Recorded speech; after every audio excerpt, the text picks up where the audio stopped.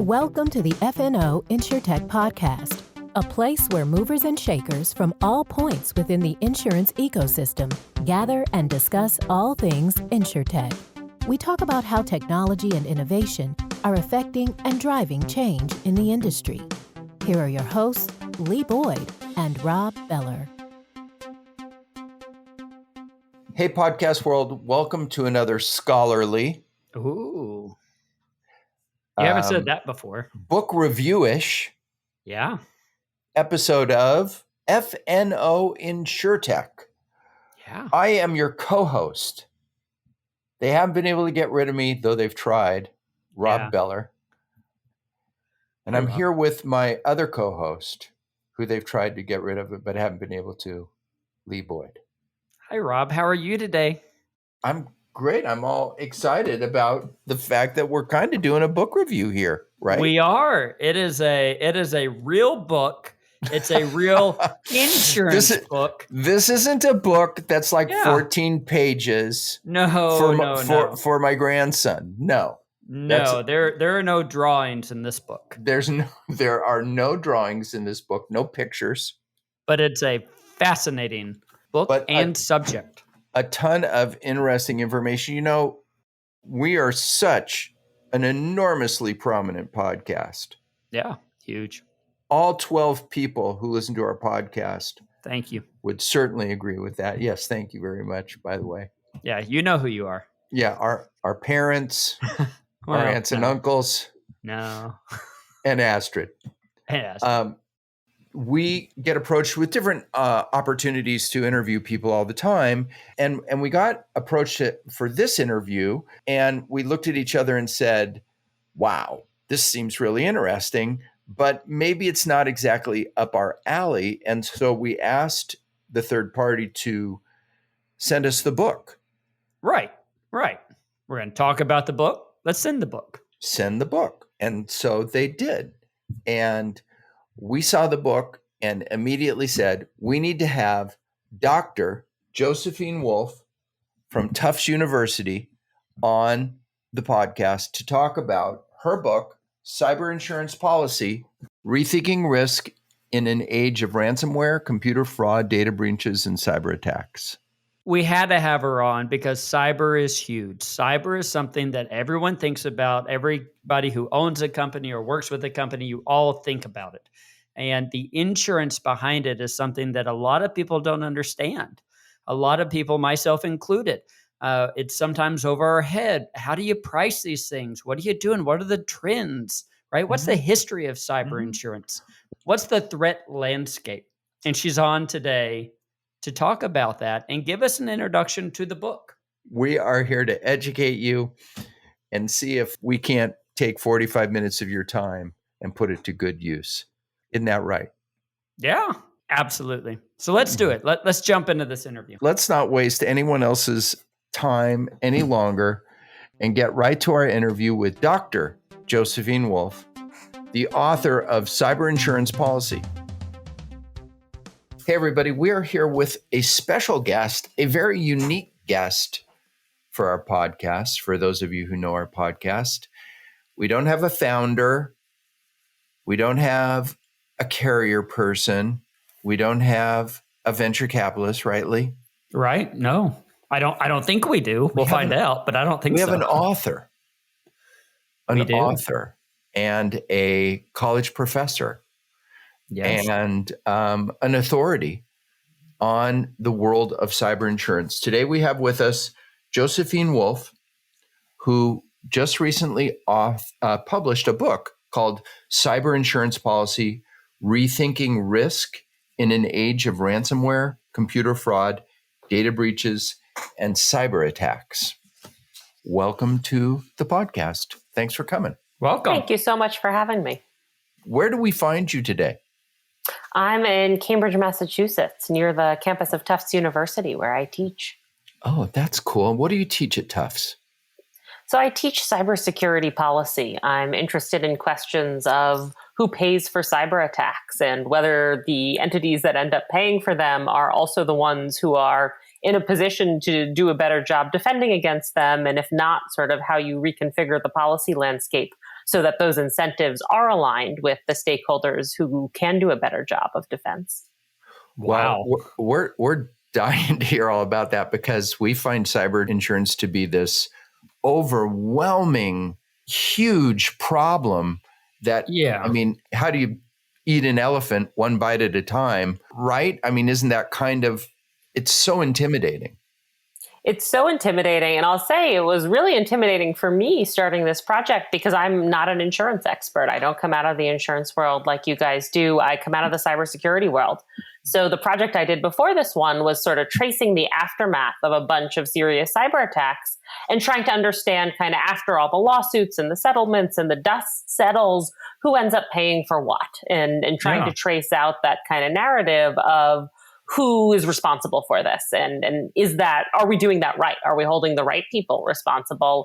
And what a lot of people said to me as I was doing that project was, it's a big mess right now, the kind of liability around cybersecurity, which was a big part of what my project was, is sort of trying to sort that out.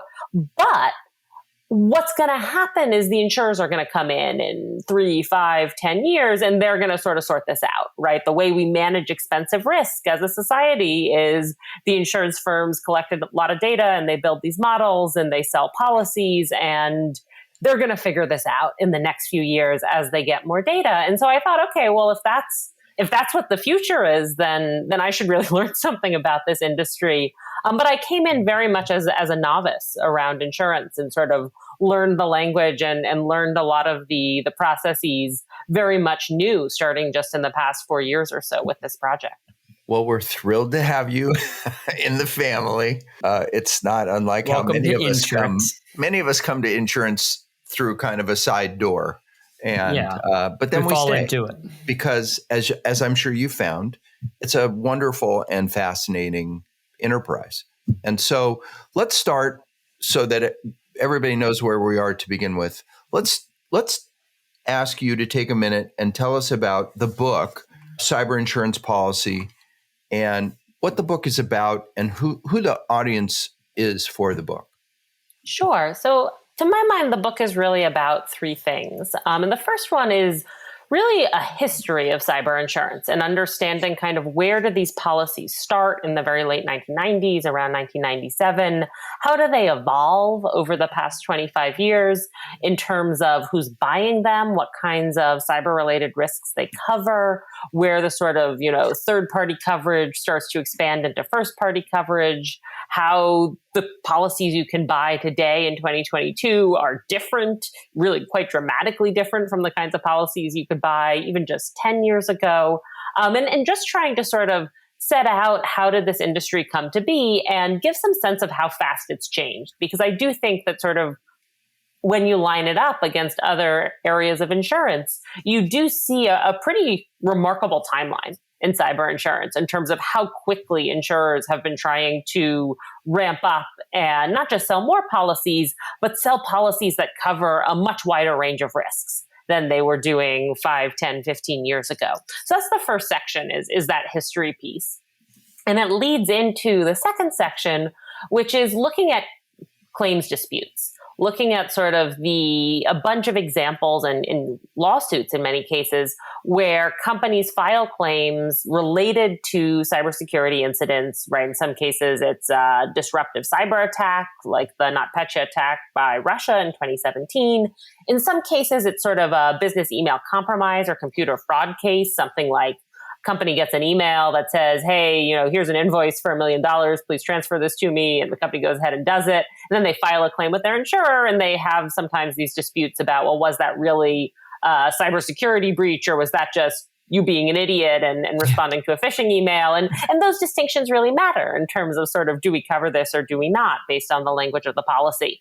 So there's a section that really covers sort of where did the disputes come up in this space? And there are a couple different areas of that.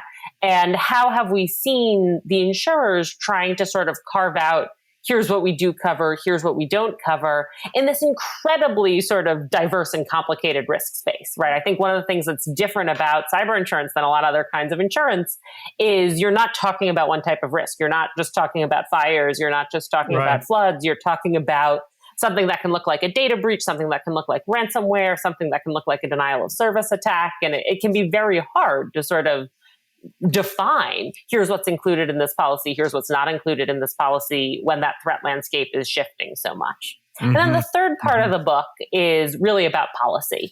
And by policy, I mean kind of public policy, the role of government, the role of regulators in this space, and trying to understand what has been the kind of public-private interaction around cyber insurance, really kind of just over the course of the past decade, which is, I would say, when regulators start getting interested in this market and thinking a little bit about what the role for regulators might be and what kinds of steps might help make this a more functional or more productive market for both the carriers, but also for the policyholders. How fascinating. Just a entire walkthrough there, right? I want to go back to the history. I want to go to the beginning and when was the first cyber insurance policy sold? And why? Why was it why was that done? And who was the smart people that did it? So I can answer that question. It's a guy named Steve Haas who develops in 1997 this internet security liability product. And it's the first kind of dedicated insurance product for internet and cyber related risks. And it's launched at this big party in Hawaii at an insurance convention called Breach on the Beach. And it's basically about covering data breaches, which is what many of these earliest sort of cyber insurance policies cover. It says, look, if somebody steals a bunch of payment card numbers from your servers and you get sued, we'll help cover the lawyer's fees, we'll help cover the settlement costs. The really expensive things around those data breaches are generally those third-party legal costs. And so that's a big part of what that policy and what a lot of those sort of early policies in the late 90s, early 2000s cover. And alongside that, I would just highlight part of the reason that's what companies are interested in buying and carriers are interested in selling is because data breaches of personal information are the only cybersecurity incidents that anybody has to report at that time, right? There's sort of a wave of data breach notification laws coming out state by state in the early 2000s. And as those are being passed, companies, especially retailers, right, the companies that collect a lot of payment card information and store it for a long time, are worried about, well, what if this happens to us? They're reading about it in the news. And so there's some interest in not every sector, but in a couple sectors in making sure you've got some of that third-party coverage for data breaches. And that's, I would say, really where the industry starts, right alongside the start of kind of cybersecurity regulation and policymakers starting to make some early laws about, well, if somebody's data gets stolen, there should be a law that the company has to tell them that happened. And so tell me this, have cyber attacks gotten more complicated, or is it just that there's more of them? I guess talk to me a little bit about the history of cyber, between, say, 1997 and present day. What have we seen change? So I'd say both the attacks have gotten more complicated and there are more of them and they're used for a lot more different things. Okay. Right. So you think about that kind of early payment card breach model. It's usually a financially motivated thing, right? You've got criminals who want to make money stealing payment cards. There's a kind of narrow model of who would be doing that sort of thing. Why would they be doing it?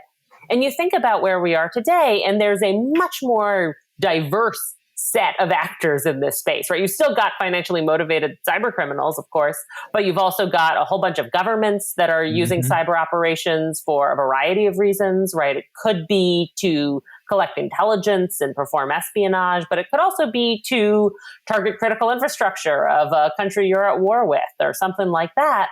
And so trying to kind of map out that landscape only gets more complicated as more different criminals and independent hackers and governments start trying to kind of ramp up their capabilities in this space and use them for a whole variety of different reasons in ways that we're often not very good at predicting, right? Like, could we have predicted that North Korea was going to go in and hack Sony Pictures in the way that it did?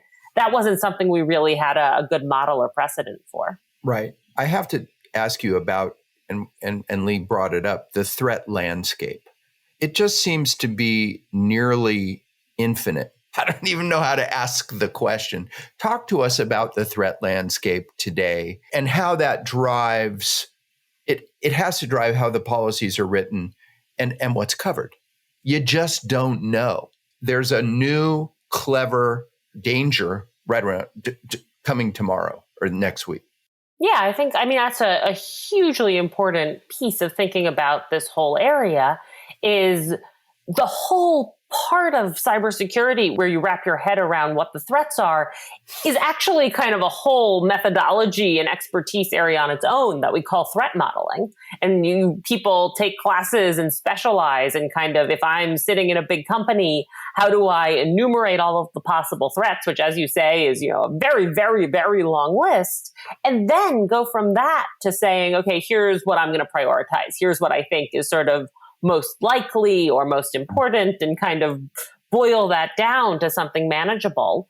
So you're absolutely right. There's no kind of comprehensive, okay, we've mapped out every single threat in a policy and here are the ones we can cover and here are the ones we can't.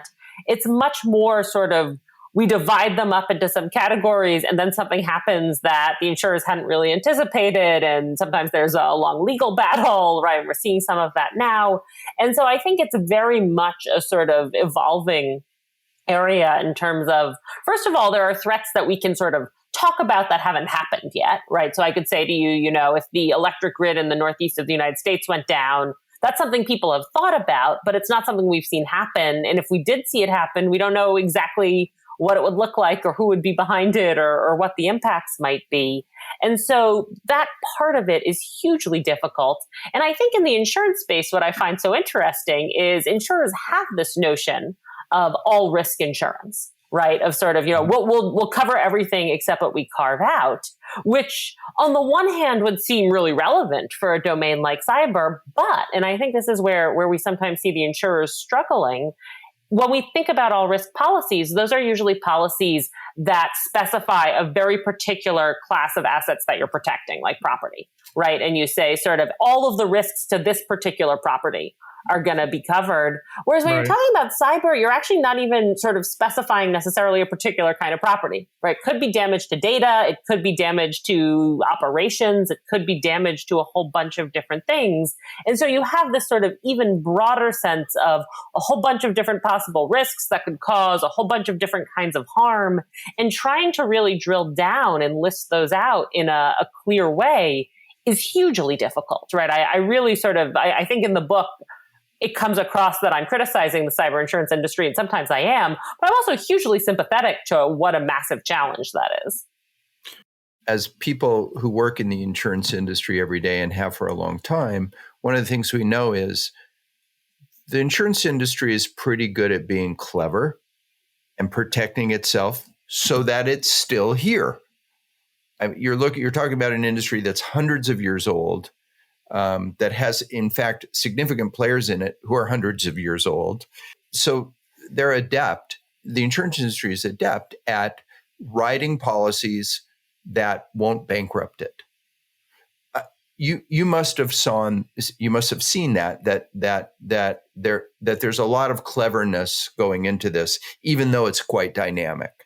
That they include language in policies to kind of cover that whole enormous gray area that's out there. Is that the case? I think that when it comes to cyber insurance, the protection that the carriers are doing is mostly in the limits on these policies, right? I think that sort of the ways that they're protecting themselves are largely about not selling very large policies. And you see this when you talk to the companies trying to buy cyber insurance, right? They'll say to you, I'll buy cyber insurance from literally anybody who will sell me some, because we can't even get close to how much we want. And I think that part of that, I don't think that's a bad decision on the part of carriers to sell smaller policies, but I think part of that is a failure to sort of find other strategies that they really believe in and that they really have empirical evidence to suggest they can use to manage losses, right? And I think it a little bit hints at this sense that they're not sure how to model this risk or predict it very effectively. And so they want to kind of make sure they're not selling too large a policy that they might end up having to pay out for a whole bunch of policyholders at once, potentially. Do you have some thoughts on what those strategies or one of those strategies may be, beside we're just going to limit our exposure at a maximum number?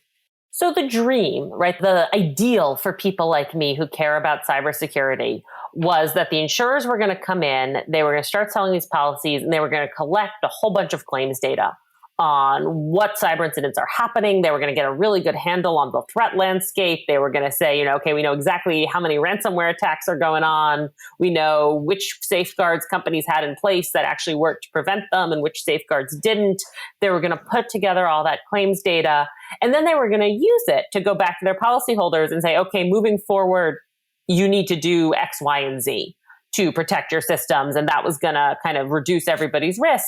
And so for people who come from my background of trying to figure out what really works for cybersecurity and how do we get people to do it, insurance kind of seemed like the dream, right? You get them to figure out what's the equivalent of seatbelts, what's the equivalent of smoke detectors. And then instead of going through the horrible long process of passing laws and standards and whatnot, they just go to their policyholders and say, this is required in order for us to sell you coverage. And so I think that is still something that people hope for, and that insurers sometimes say, we're working towards that as we collect more data.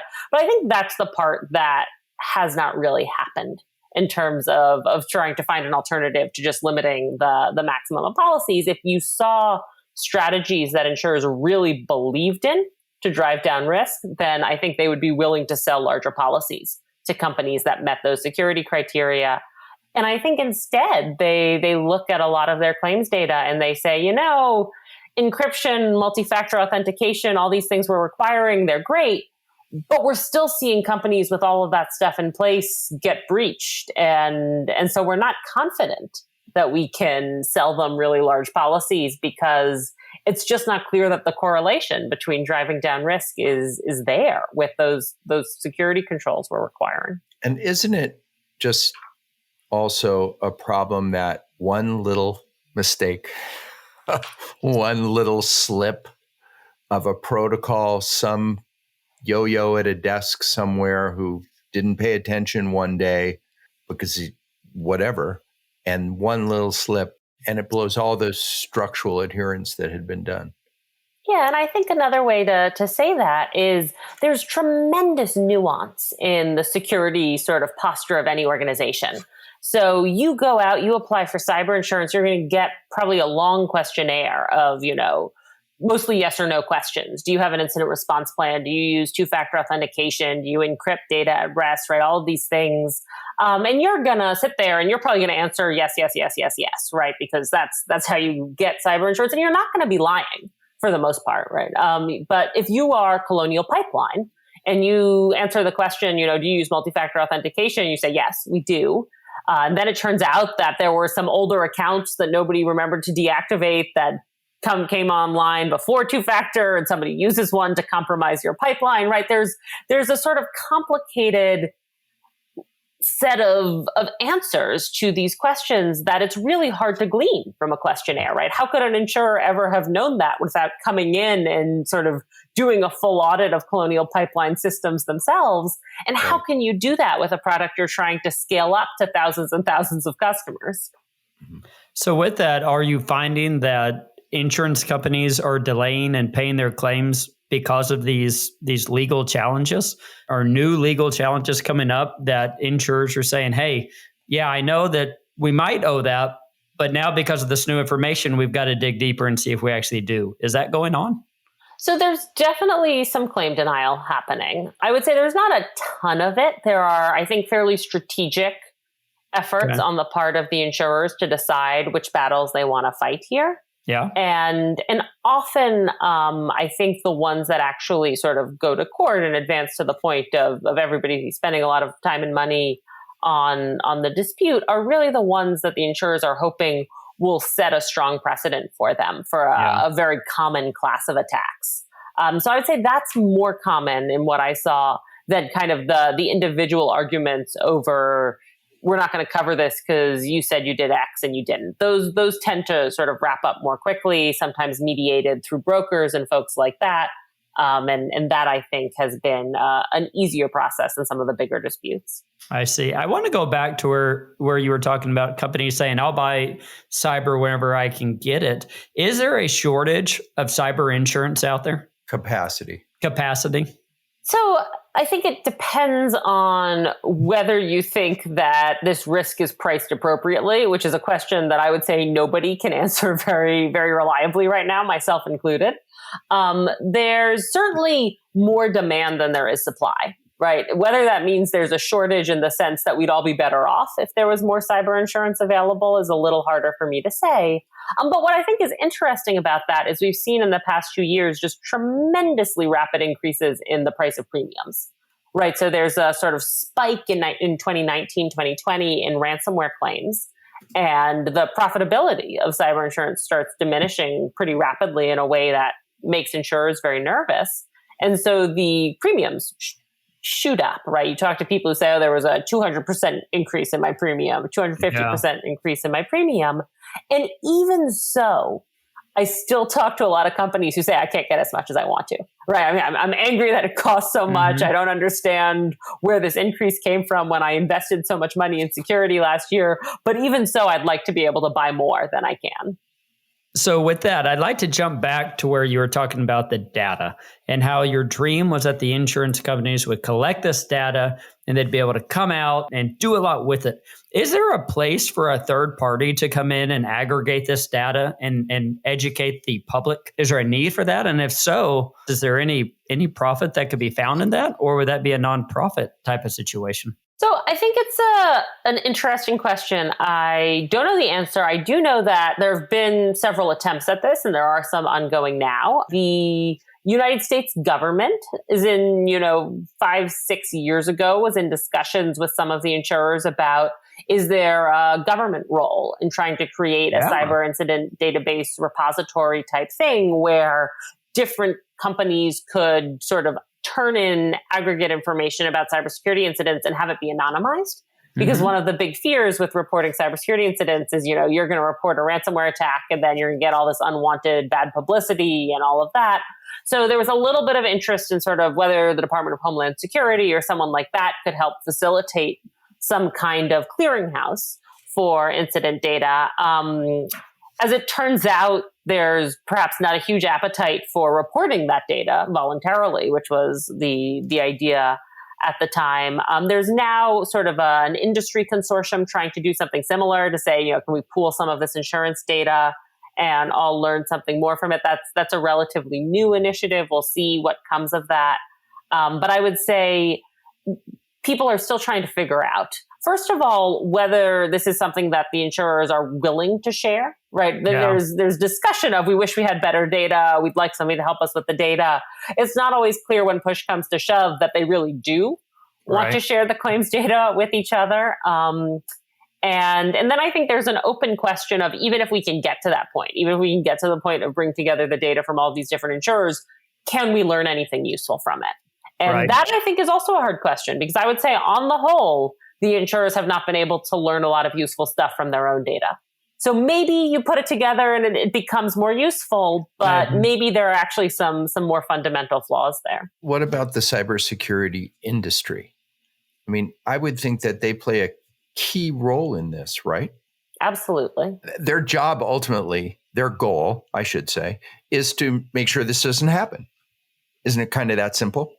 So it's that simple, and it's also that complicated, right? So you've got these cybersecurity companies. There are a lot of them out there. If you've had any exposure to sort of cybersecurity conferences or industry symposium, you maybe have some sense of how many companies there are that want to sell you various things to secure your systems and networks.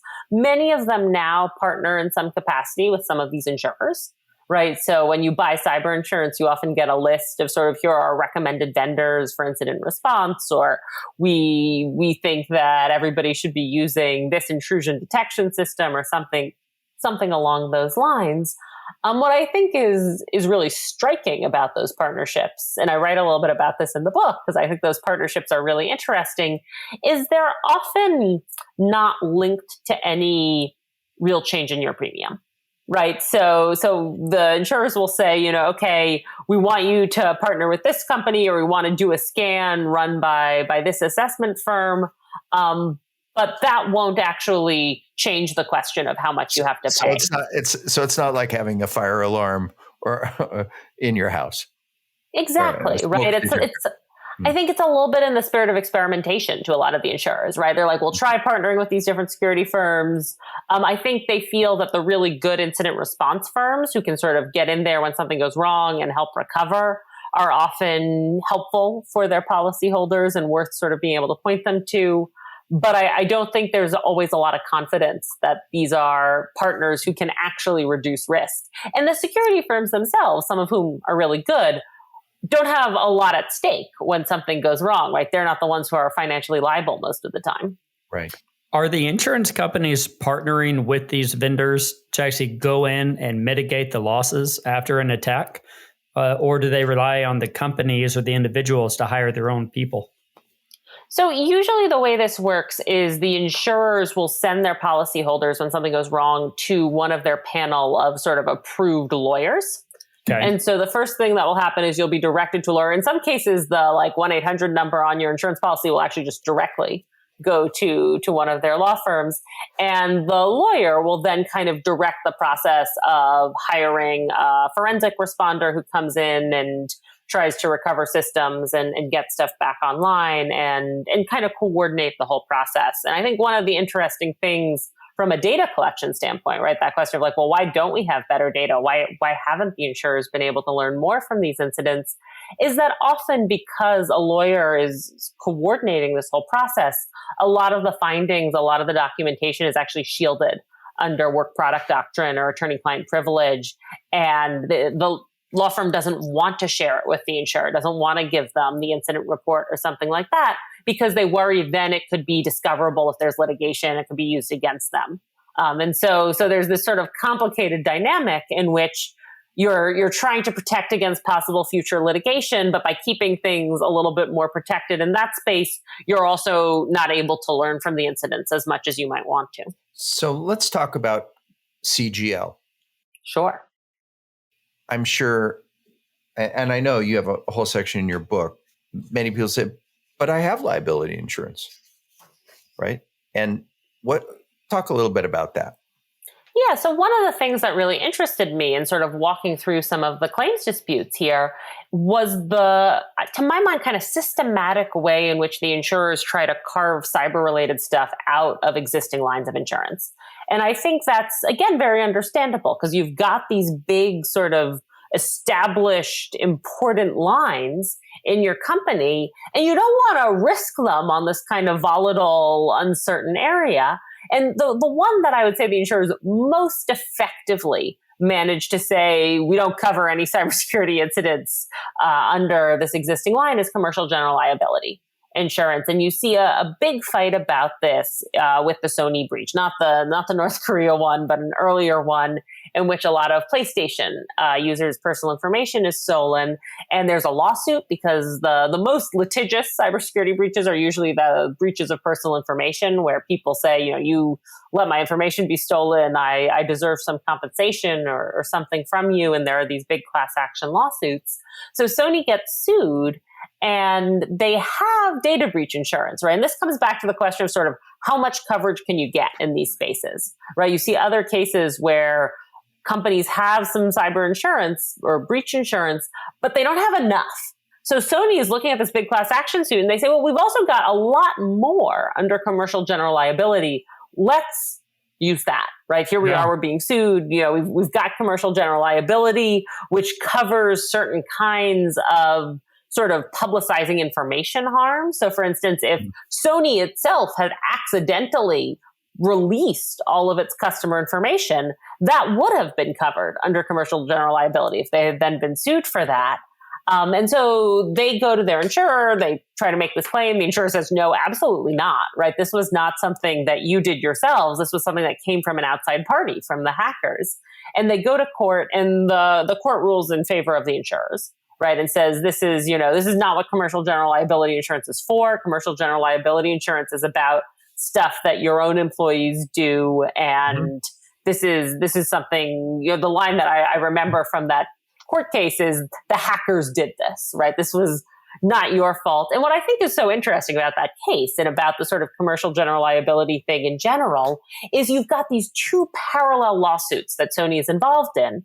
One is their customers are suing them saying, this is all your fault. You let this data be stolen. And in that case, Sony is saying, no, this isn't our fault, right? We're the victims. The hackers did this. Then you've got this other case on the other side of the country in New York, where Sony is saying, this was all our fault. We let this happen. Our commercial general liability insurance should cover this. And the judge is saying, no, this wasn't your fault, right? This was something entirely outside of your control. This isn't general liability territory.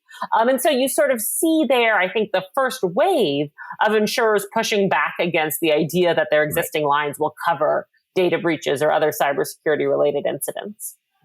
Right. I mean, we saw in 94 with the Northridge earthquake, I can draw a parallel in that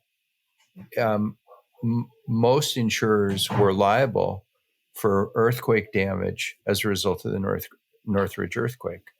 What came out of that was a number of things, but generally speaking, what came out of it was an exclusion for earthquake or earth movement, right? And so once they learned, oh my gosh, we have this enormous liability here, we better clean that up.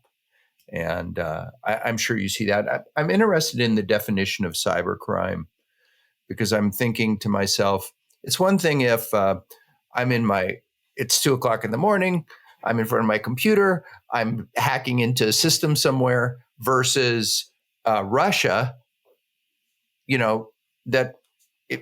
does cybercrime matter? Do the definitions matter based on the motivation of the actor? So I would say what we see most is not that it matters what the motivation is, but that it matters how exactly a computer is involved in the crime. One of the examples I talk about in the book is after the Bernie Madoff Ponzi scheme is discovered, one of the victims, hospital, basically goes to their cybercrime coverage and is like, hey, this should be covered under cybercrime because Madoff's company made these fake invoices on a computer and sent them to us. And that's why we fell for this. This was a computer scam. And of course, you'd be hard pressed to commit a crime today that didn't involve a computer in some way. Right. And so that's an extreme example, but there are a lot of cases in which you have a company saying, well, we got this email and that's why we made this transfer. That's why we did this. This is a computer crime. And often you see the insurers pushing back and saying, well, it's not really a computer crime, right? That was you. You made the transfer. And there was some earlier stuff. But at the end of the day, you pulled the trigger. This was your fault. And so I think there's a sort of very automated version of computer crime, which insurers who sell computer crime policies usually or almost always do cover. And that is, I hack into your computer remotely, I initiate a transfer of money from your bank account to me, and you never have anything to do with it. Right? But there's a different version in which I send you an email tomorrow that says, thank you so much for having me on your podcast. I'm attaching a screenshot of us. It was so much fun. And the screenshot is actually, a little bit of malware that steals, right? And so there's sort of a lot of versions of this where you're perhaps a little bit involved. You make a decision to open the attachment. You make a decision to, pay an invoice that came in that you thought was real, but actually wasn't. And that's when you see the insurers start to push back and say, well, this wasn't exactly computer crime. There was a computer involved, sure, but you were also involved, and maybe this was really your fault. Yeah, that's exactly right. One question I want to ask you, are we still living in the Wild West when it comes to cyber attacks, or have we actually gained enough information to develop patterns around this? Or is it every day is a new day? We don't know where it's going to happen. We don't know what's going to happen. So I fall pretty squarely into the camp of believing that a lot of cyber attacks we see now do fall into existing patterns that we've seen before. That's not to say everything, right? I think one of the things that's hard about this space is that it sort of combines the very mundane, frequent, small-scale incidents that you could, consider analogous to like car accidents. There's a lot of business email compromise. There's a lot of sort of petty theft online, stuff like that. So you've got this high volume, small scale stuff, which I think is, on the whole, reasonably predictable and reasonably sort of still in line with patterns from a year or two ago. But you've also got some really out of the box stuff sometimes, right? You've also got shutting down fuel pipelines. You've also got things like the SolarWinds cyber espionage campaign that infects thousands of different victims all at once. You've got the 2017 NotPetya attacks that shut down Merck, that shut down multinational companies all over the world. And so I think it's sort of, for insurers, it's sort of like trying to deal with, both natural disaster type events in terms of large scale, infrequent, and also really frequent routine stuff that you're, expecting to be seeing claims for all the time. And trying to sort of sort that out and figure out how do we balance all of these different types of incidents when they have such different profiles. Are you seeing that they're getting better at it? That they're getting better at evaluating the risk? They're, like you said, that one of their key ways that they're dealing with it is by limiting the coverage amount. But are they getting better at writing it, better at dealing with it? So I think my answer to that is yes, but I think that my answer to that is they're getting better at it because they're gaining a stronger sense of humility about the limitations of their own ability to model cyber risk. And what I mean by that is I think underwriters, many of them have always had some humility around this, some sense that kind of we're making it up as we go along and we don't exactly know what the risk models should look like, but everybody else is selling stuff priced around this point. So we're selling stuff priced around this point. I think there's more understanding now than there was 4 or 5 years ago that there is stuff that they really aren't going to be able to model very effectively anytime soon, and that they need to be paying some more attention to what those exclusions look like and tailoring them a little bit better. I think this is one of the things we're also seeing come out of the litigation around the NotPetya cyber attack in 2017, where you saw a couple insurers saying, we're not going to cover the business interruption costs because we're going to consider this an act of war, a warlike or hostile act, because it was Russia and it was sort of state-sponsored cyber attack.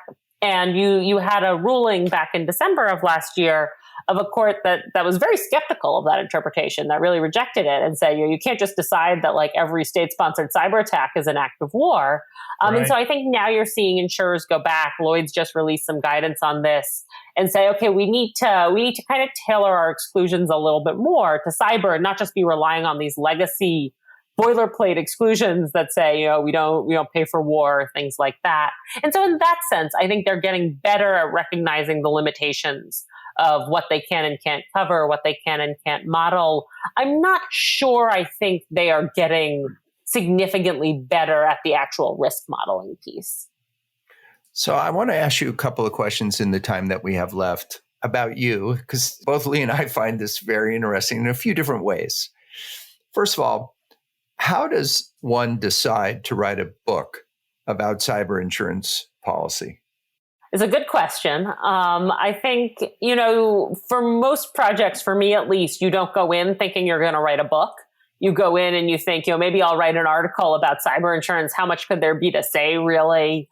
And then 4 years later, you discover that article you thought you were writing is 85,000 words long and probably nobody's going to publish it as such.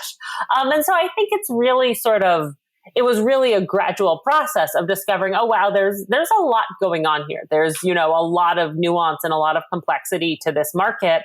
And far from being kind of the simple future solution to private sector cybersecurity that I think I had imagined in 2015, 2016, I was going to find, it was actually this quite messy and quite interesting space of trying to take existing risk management and risk modeling tools and apply them to these risks that I, have studied my entire adult life, and feeling like there's something about this type of risk that's different and weird and maybe harder, and that doesn't conform to the tools that we've used to deal with other types of risk. And that was really the impetus for the book, was trying to get at that. Definitely different, weird, and harder. Yeah. Right? I mean, of course, we can't predict the weather, but we know that the weather is coming.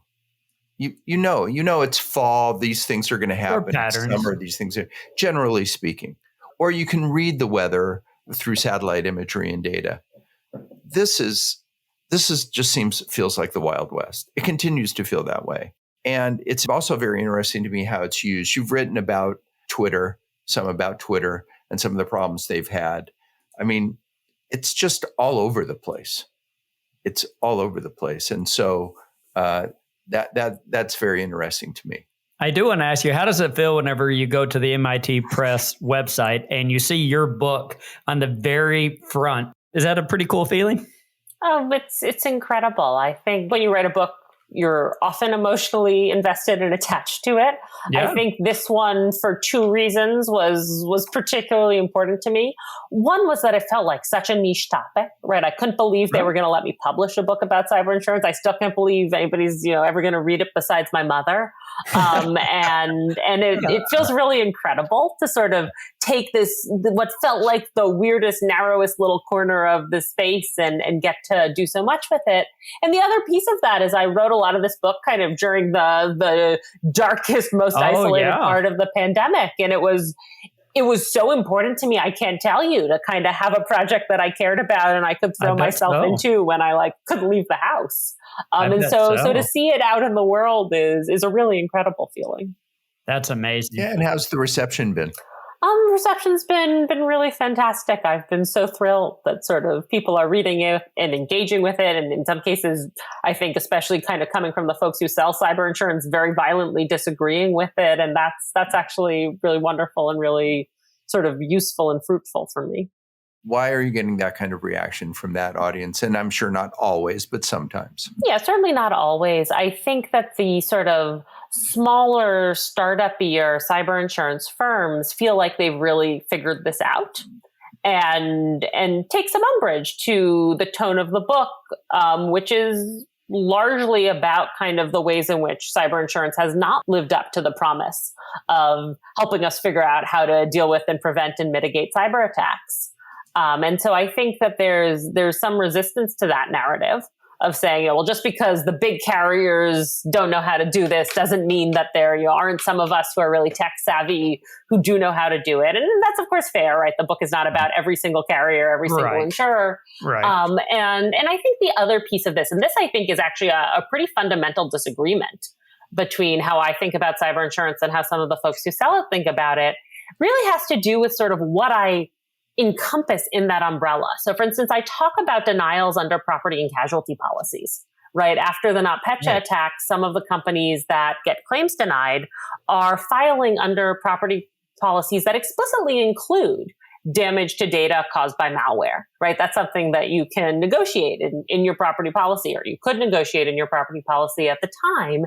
And to me, if you have a property and casualty policy that covers the damage caused by malware, that's a form of cyber insurance, right? It's not just cyber insurance. It covers lots of other stuff.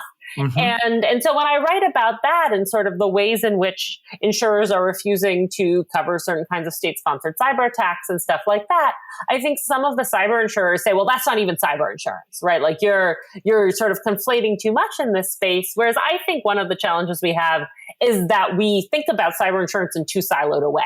Right? We think it's just kind of its own thing and it's totally separate from all these other types of insurance, when in fact it's a set of risks that implicate everything, that implicate our property, that implicate our cars, that implicate sort of all of these other areas.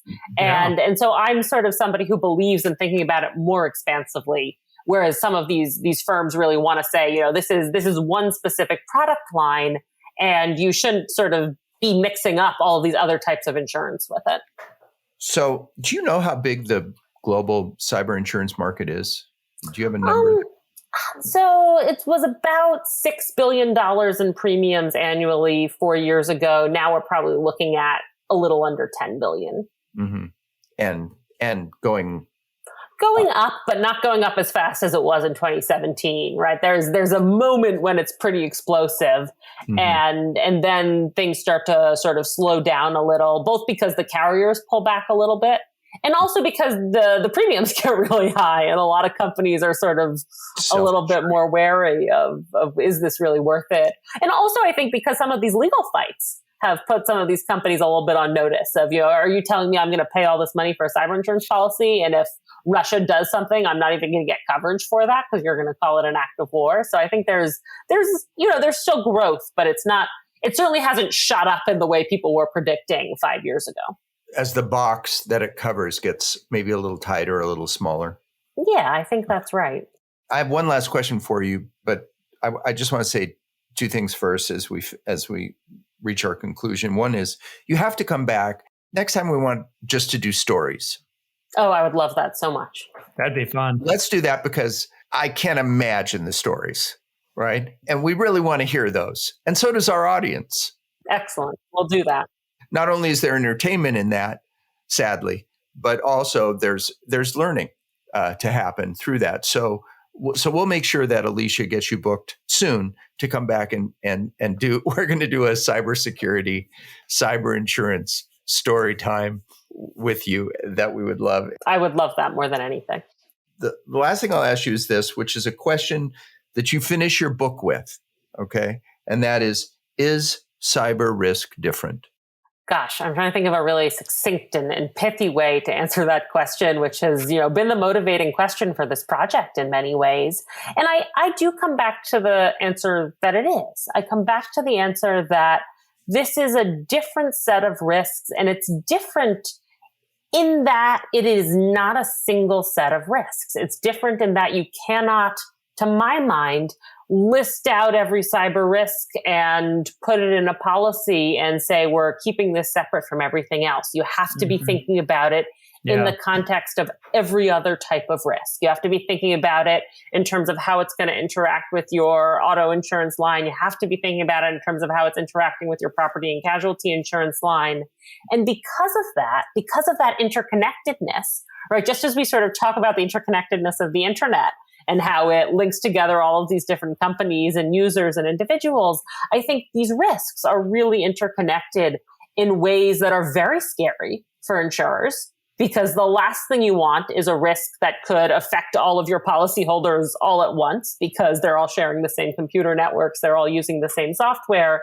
But that makes it all the more important that we think about sort of some of these risk-sharing tools, some of the ways in which insurance can help protect us against the ways in which all of our risks are now linked to each other's. I love that. So when someone wants to read your book or get their hands on it, tell us how they do that.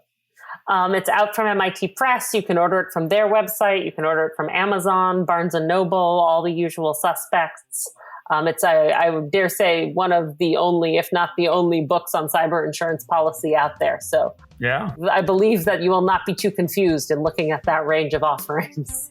And that's Josephine Wolff, the author of Cyber Insurance Policy. I love it. Thank you so much for being on. Thank you. What a pleasure. Thank you, guys. This was really wonderful. Well, look at us. We're a book review podcast. What do you think of that? I have always wanted to be a book review podcast. We can't thank Josephine enough. And what a wonderful thing to have a resource like that in our network. A legitimate 100% authority on this whole thing. And like we said, we talked with her a little bit afterwards. She is going to come back to do a stories episode. And so you'll look forward to that. And as we always look forward to doing these and sharing them with you, our loyal audience. Thank you for being with us. And until next time. Goodbye, everybody.